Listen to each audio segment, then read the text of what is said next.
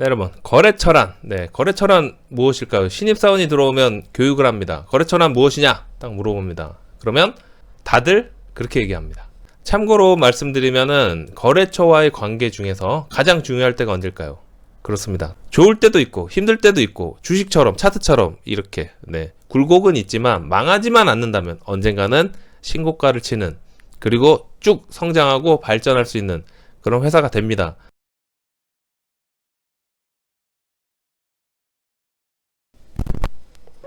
짠! 여러분 안녕하세요. 사업하는 형입니다. 오늘 2020년 8월 13일 목요일 아침 7시 반입니다. 오늘도 아침 출근할 때 비가 안 와서 기분 좋게 출근했습니다. 자, 여러분, 오늘은 또 사업 관련해서 이야기를 해드리도록 하겠습니다. 얼마 전에 나에게 돈 벌어다 주는 좋은 직원 잘 뽑는 방법, 거기에서 말씀드린 적이 있습니다. 그런 좋은 직원을 뽑아서 회사 세팅이 끝나면 그 다음으로 가장 중요한 게 뭐죠? 그렇습니다. 바로 좋은 거래처를 곁에 두고 같이 성장하는 겁니다. 거래처로 인해 성공을 하거나 아니면 반대로 나쁜 거래처를 만나서 망하게 됩니다. 이렇게 거래처 선정은 사업에 있어서 가장 중요한 요소 중에 하나입니다. 오늘은 돈 벌어다 주는 거래처 선정법, 거기에 대해서 말씀드리겠습니다. 사업을 시작하시는 분, 사업이 잘 안 되시는 분, 오늘 방송 참고하셔서 성공하시기 바라겠습니다. 보시기 전에 구독과 좋아요, 알람 설정 부탁드리겠습니다. 네, 여러분, 거래처란 무엇일까요? 신입사원이 들어오면 교육을 합니다. 거래처란 무엇이냐? 딱 물어봅니다. 그러면 다들 그렇게 얘기합니다. 저희와 거래하는 회사입니다. 이렇게 얘기하는데 맞는 말입니다. 하지만 그 전에 말해야 할 게 있습니다. 매출 거래처가 있고 매입 거래처가 있습니다. 이렇게 말이죠. 매출 거래처, 즉 내가 납품을 하고 나에게 일과 돈을 주는 그런 거래처입니다. 매입 거래처, 내가 일을 주고 돈도 주는, 쉽게 말해서 저에게 일을 받아가는 하청업체를 말합니다. 이렇게 두 가지 거래처를 다 잘 두고 관리해야 됩니다. 어느 한쪽이라도 문제가 생기면 회사는 산으로 가게 됩니다. 나중에 좀 디테일하게 매출 거래처 관리하는 법, 매입 거래처 관리하는 법, 이런 거 얘기해 드릴 텐데 오늘은 좀 거시적으로 해서 좋은 거래처 선별 방법, 거기에 대해서 말씀을 드리도록 하겠습니다. 자, 그러면 좋은 거래처 조건 알아볼까요? 첫 번째, 한우물을 팔아. 거래를 하다 보면 한우물을 파는 업체들과 거래하는 것이 좋습니다. 물론 여러 분야를 하는 업체들이 많지만 다 연관된 업종이면 그건 괜찮습니다. 가령 휴대폰을 파는 회사가 휴대폰 사업부 옆에 또 휴대폰 케이스를 만들어서 파는 사업부, 그 다음에 휴대폰 필름 그거를 만드는 사업부, 이렇게 이제 세 개를 운영하면 이런 건 괜찮습니다. 이제 연관이 돼 있잖아요.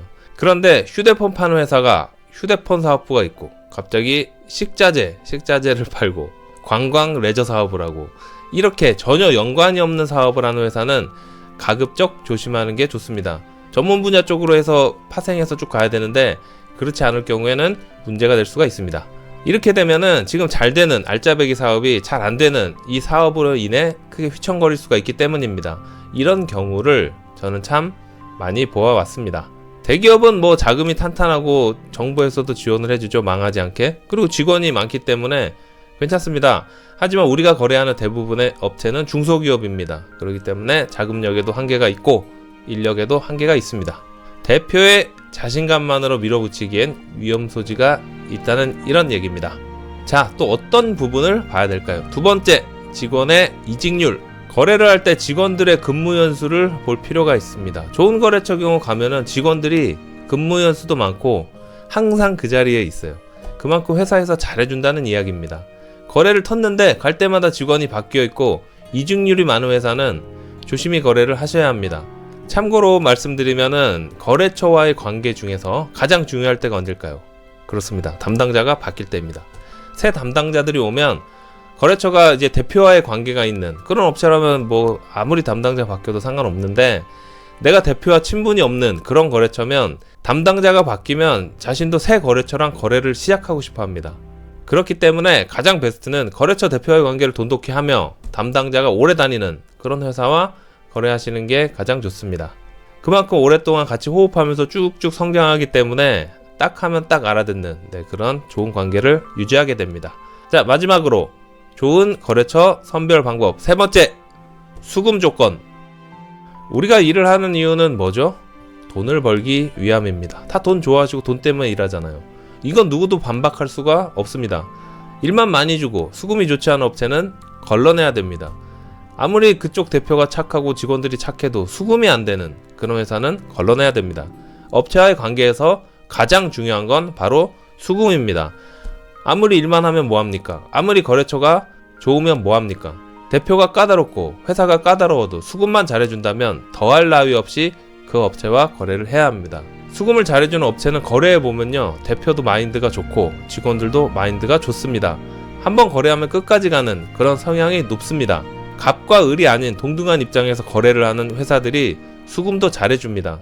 모든 것은 이유가 있습니다. 거래처를 존중해주기 때문에 그 마음을 빠르고 깔끔한 수금으로 보답해주는 겁니다. 그러면 우리 같은 입장에서도 더 그 업체를 챙겨서 그쪽 일을 더 열심히 해주고, 거기에 있는 직원들 또한 그 대표의 그런 마인드, 그런 경영 철학으로 오래 다니고 그 회사가 쭉 성장하는 겁니다. 이렇게 사업에 있어서, 거래처에 있어서 가장 중요한 거는 첫 번째는 바로 수금입니다. 제일 중요합니다. 아시겠죠? 결론! 그리고 본론적으로 사업에서 가장 중요한 건 뭐죠? 영속성입니다. 네, 이렇게 결론 내면서 회사가 추구하는 방향, 그거 뭐냐? 저번에 말씀드렸죠? 영속성. 쉽게 말해서 망하지 않는 거. 그게 제일 중요합니다.